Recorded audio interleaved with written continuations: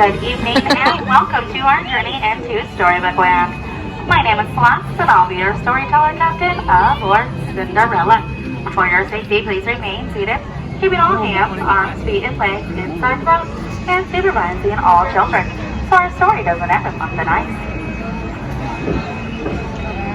Normally in your story, you would travel through pages of a book. In our story, we travel through the jaws of Monstro the whale.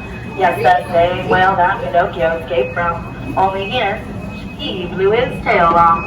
With the help of Tinkerbell and a sprinkle of her pixie dust, we'll be transported into the magical world of Storybook Land. Where's our house in Boston? Where's our house in Rancho? All stories start with Once Upon a Time.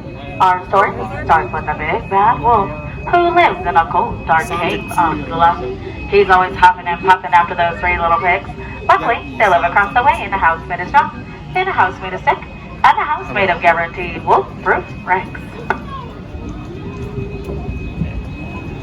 Just around the riverbed, as our story takes a curious turn into a quaint little English village home to Alice on the left. And one golden sunny afternoon, she put her book down. She followed the white rabbit, and she fell down the rabbit hole into Wonderland, where our story only became curiouser and curiouser from there.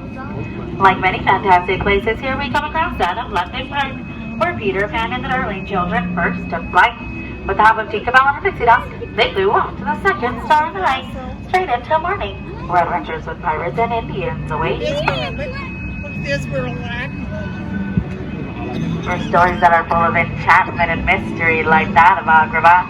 For a street rat named Aladdin first met Princess Jasmine in the marketplace, where he stole her heart. Though they are from two different worlds, with the help of her genie, they're now married and live in the Sultan's palace. These magical places here are Storybook Land are very long blue.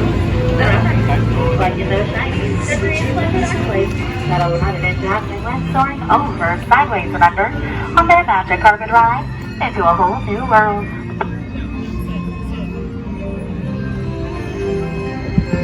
All stories are full of love, but they're also full of dark places and mystery too, like that of the Cave of Wonders, where cursed treasure still guards the lamp. Legend has it, the genie still grants wishes. Let's all make a wish, and see if they come true.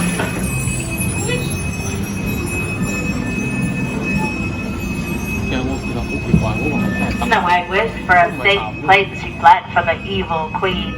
Stumbling upon a cozy forest cottage of the Seven Dwarfs on the right, where they offered her shelter in exchange for her kindness. If you listen closely, you can hear them whistle where they were in their mind, hiding in the room. Or stories of Cinderella who wished to go to a ball, but her wicked stepmother forbade it, leaving her behind on the blue rooftop, where her fairy godmother granted her wish.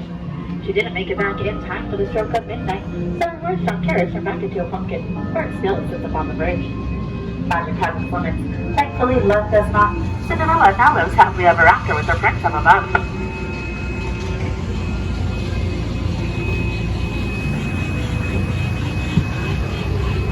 Dreams do come true, whether they're dreams of inspiration, or dreams of drifting off to sleep on frozen hilltops, where off to the left, they're full of succulents.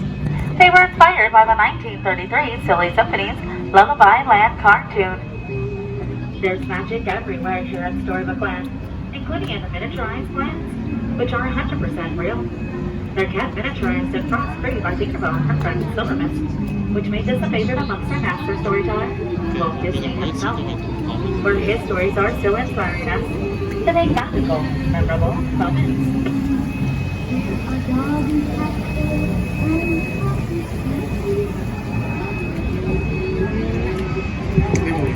Stars beyond the bridge, like that of Wind in the Willow, where J. Thaddeus Toad's stately manner sits off to the left, with his friends, Moles, and Rats.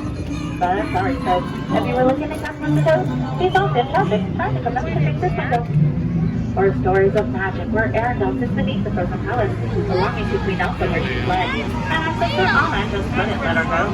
With that act of love, so that families could weather even the hardest of snowstorms, when Anna asked again, do you want to build a snowman? One of the woodcutter named Meadow straight ahead from Alpine Village, where he wished upon a star that one day his coming would become a real voice. After Pinocchio saved him from the belly of monsters for the whale, the blue fairy granted his wish. Our journey is coming to an end of the tale of a little mermaid named Ariel, who followed Prince Eric to his palace on the right. She fell in love and gave up her underwater life for a pair of unsteady legs to become part of our world. She is to live in the underwater city of Antarctica beyond the waterfall on the left, where photos and questions are full, and adventures relate to our story today. Like all stories do come to an end, I am closing the pages of this fairy tale, and I ask that everybody remain seated until... Thanks for watching, and make sure to comment your favorite memory from this attraction.